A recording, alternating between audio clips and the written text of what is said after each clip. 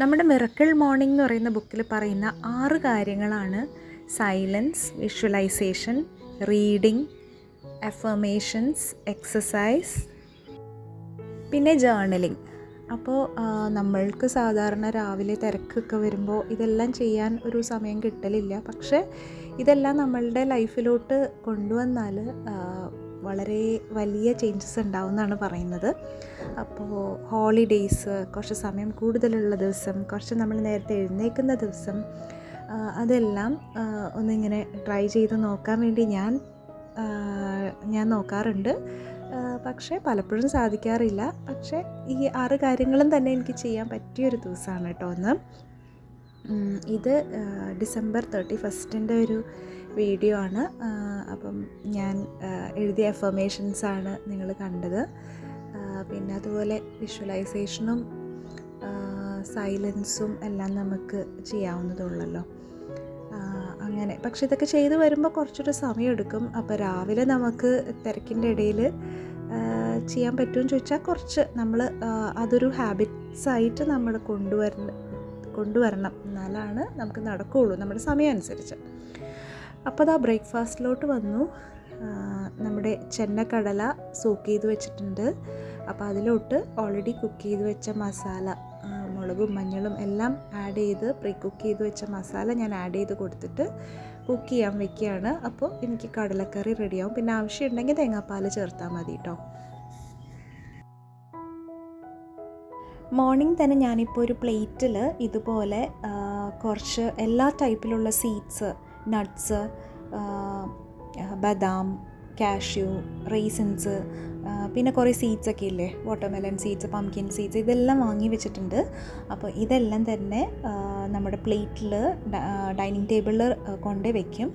അപ്പം നമ്മുടെ വീട്ടിലെല്ലാവരും എഴുന്നേൽക്കുമ്പോൾ അങ്ങോട്ടും ഇങ്ങോട്ടും നടക്കുമ്പോൾ ഇത് കാണുമ്പോൾ എടുത്ത് കഴിക്കാൻ തുടങ്ങും. അപ്പോൾ അതെന്തായാലും ഒരു ഹെൽത്തി ഹാബിറ്റ് ആയതുകൊണ്ട് രാവിലെ തന്നെ ഞാനിപ്പോൾ അത് സെറ്റാക്കി ഡൈനിങ് ടേബിളിൽ വെക്കാറുണ്ട് കേട്ടോ. അപ്പം അല്ലെങ്കിൽ നമ്മളത് മറന്നു പോവും.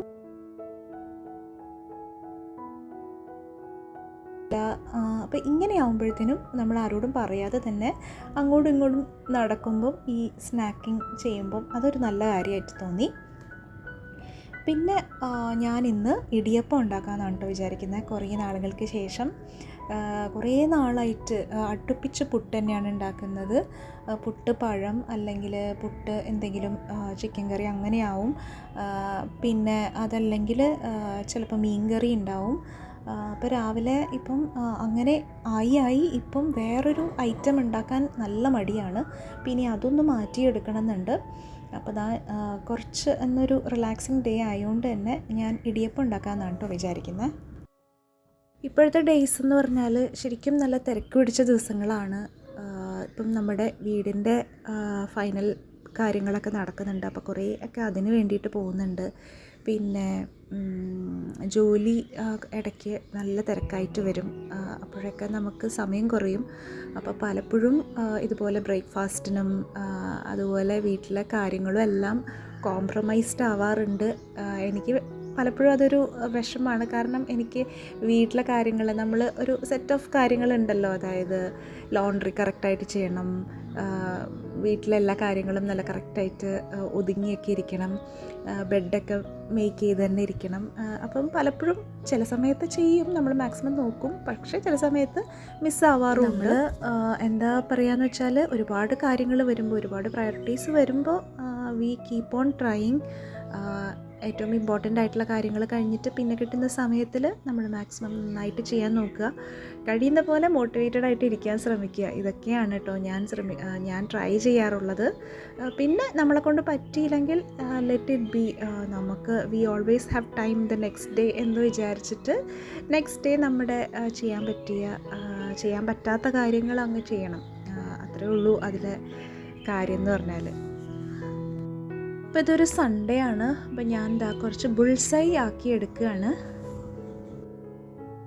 അപ്പം ഇന്ന് നല്ലൊരു ഹാപ്പി ഡേ ആണ്. കാര്യം എന്ന് വെച്ചാൽ ഇടിയപ്പവും കടലക്കറി ഉണ്ടാക്കാൻ പറ്റുക എന്ന് പറയുന്നത് എനിക്കൊരു വലിയ അച്ചീവ്മെൻ്റ് ആയിട്ടാണ് ഞാൻ കരുതുന്നത്. കാരണം ഓൾമോസ്റ്റ് ഒരുപാട് ദിവസം പുട്ട് അല്ലെങ്കിൽ ദോശ അങ്ങനെയൊക്കെ ആയിട്ടാണ് പോകുന്നത്. പണ്ട് ജോലി ഇല്ലാതിരുന്ന സമയത്ത് ഇടിയപ്പം എന്ന് പറയുന്നത് ഒരു വളരെ ഈസി ടാസ്ക് ആയിരുന്നു. അങ്ങനെ രാവിലത്തെ കാര്യങ്ങളൊക്കെ കഴിഞ്ഞു. ഇതാ കിച്ചണൊക്കെ നീറ്റാക്കി ഇട്ടിട്ടുണ്ട്. അതുപോലെ നമ്മുടെ റൂംസൊക്കെ അത്യാവശ്യം ഒക്കെ ആക്കി നീറ്റാക്കി സെറ്റാക്കി ഇട്ടിട്ടുണ്ട്. പിക്കപ്പൊക്കെ ചെയ്തിട്ട് പിന്നെ നമുക്കിന്ന് ലഞ്ച് പ്രിപ്പറേഷൻ ഇല്ല. ഇന്ന് പുറത്ത് പോയി കഴിക്കുകയാണ്. സൺഡേ ആണല്ലോ, അപ്പം സൺഡേ യൂഷ്വലി നമ്മൾ പുറത്ത് പോയി കഴിക്കുന്നൊരു പരിപാടി ഉണ്ട് പറ്റുമ്പോഴൊക്കെ. ഒക്കെ കഴിഞ്ഞ് നമ്മളിതാ ഫ്രിഡ്ജൊക്കെ ഒന്ന് ഒതുക്കി വെച്ചതിന് ശേഷമുള്ള ഇതാണ് കേട്ടോ. അപ്പം പൊതുവേ എനിക്ക് ഇത്രയൊക്കെ ഓർഗനൈസ്ഡ് ആക്കി വയ്ക്കാനേ സാധിക്കാറുള്ളൂ. അത്യാവശ്യം നല്ലപോലെ ഐറ്റംസ് നമ്മുടെ ഫ്രിഡ്ജിലുണ്ടാവും.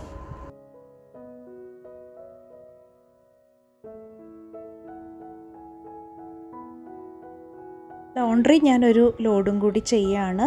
കാര്യം അതിങ്ങനെ ചെയ്ത് തീർത്താൽ ഒരു സമാധാനമാണല്ലോ. സൺഡേ ആണ്, അപ്പം അടുത്ത ദിവസത്തേക്ക് വേണ്ടിയിട്ട് ലോണ്ട്രി പെൻഡിങ് ഉള്ളതും കൂടി അങ്ങ് ഫിനിഷ് ചെയ്യുകയാണ്. പിന്നെ ഞാൻ വൈകുന്നേരം ഒരു ചിക്കൻ കറി ഉണ്ടാക്കുകയാണ്. അപ്പോൾ രാത്രി ഡിന്നറിന് വേണ്ടിയിട്ട്. അപ്പോൾ ഏതൊരു റെസിപ്പി നോക്കിയൊക്കെയാണ് കേട്ടോ ചെയ്യുന്നത്. ഉള്ളിയും ജിഞ്ചർ ഗാർലിക് പേസ്റ്റും പിന്നെ പച്ചമുളകും എല്ലാം ഇട്ടിട്ട് നമ്മളൊന്ന് അടിച്ചെടുത്ത്, പിന്നെ അതുപോലെ തേങ്ങയും കാഷ്നട്ടും എല്ലാം കൂടി അരച്ച് ഒരു ഗ്രീൻ കളറിലുള്ളൊരു ചിക്കൻ കറി. അത് ഏതായിരുന്നു റെസിപ്പി എന്നൊന്നും ഞാൻ ഓർക്കുന്നില്ല, പക്ഷെ അത്യാവശ്യം ടേസ്റ്റ് ഉണ്ടായിരുന്നു. ഒരു ഗ്രീൻ ചിക്കൻ കുറുമ പോലെയുള്ളൊരു കറി. ഒരു പ്രാവശ്യം ഞാനത് ഉണ്ടാക്കിയിട്ടുള്ളൂ, പക്ഷെ അത് നല്ലതായിരുന്നു. പിന്നെ ഞാൻ ട്രൈ ചെയ്തില്ല കേട്ടോ. ഏതൊരു റെസിപ്പി നോക്കി ഉണ്ടാക്കിയതാണ്.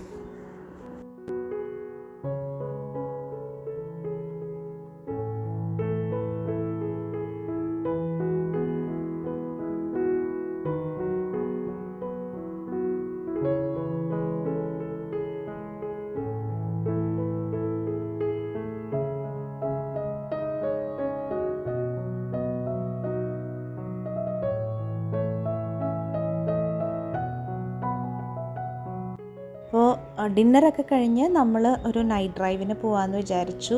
31st അല്ലേ, അപ്പം രസമായിരിക്കും പുറത്തൊക്കെ കാണാൻ വേണ്ടിയിട്ട്. പിന്നെ നമ്മളുടെ ഇവിടെ തൊട്ടടുത്ത് തന്നെ ഒരു പപ്പാനീനെ ഉണ്ടാക്കി വെച്ചിട്ടുണ്ട്. ഇതാ കണ്ടോ. അപ്പോൾ 31st ഫോർട്ട് കൊച്ചിയിൽ കത്തിക്കുന്ന പോലെ ഇവിടെയും അത് കത്തിക്കും.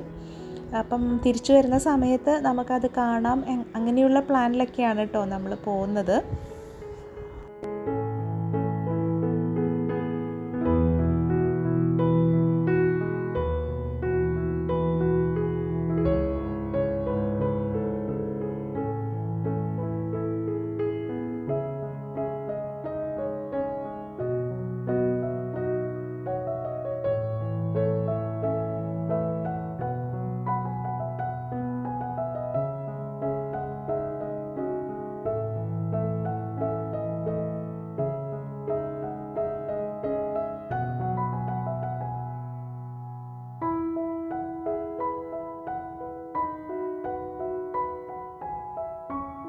പക്ഷെ പിന്നെ എന്തുകൊണ്ടോ നമ്മൾ അത് അവിടെ ഒത്തിരി ആളുകളുണ്ടായതുകൊണ്ടൊക്കെ നമ്മൾ പിന്നെ വേഗം ഫ്ലാറ്റിലോട്ട് പോരാം എന്ന് തീരുമാനിക്കുകയായിരുന്നു. അങ്ങനെ നമ്മുടെ ന്യൂ ഇയർ നമ്മുടെ ബാൽക്കണിയിൽ നിന്ന് തന്നെയാണ് കണ്ടത്.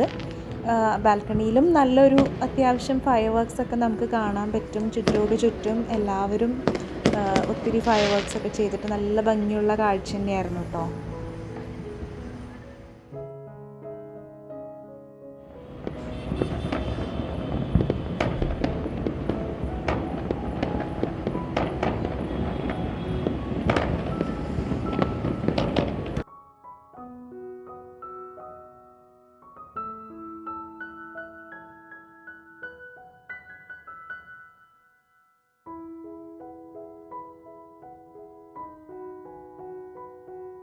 അപ്പോൾ അങ്ങനെയൊക്കെയായിരുന്നു 31 ഡിസംബറിലെ കുറച്ച് വിശേഷങ്ങൾ. നിങ്ങൾക്ക് ഇഷ്ടപ്പെട്ടു എന്ന് കരുതുന്നു. ഇഷ്ടപ്പെട്ടിട്ടുണ്ടെങ്കിൽ ലൈക്ക് ചെയ്യാനും കമൻറ്റ് ചെയ്യാനും ഒന്നും മറന്നു പോകല്ലേ. ഇപ്പോൾ നമുക്ക് പുതിയൊരു വീഡിയോ ആയിട്ട് ഉടനെ കാണാം. അതുവരേക്കും ബൈ.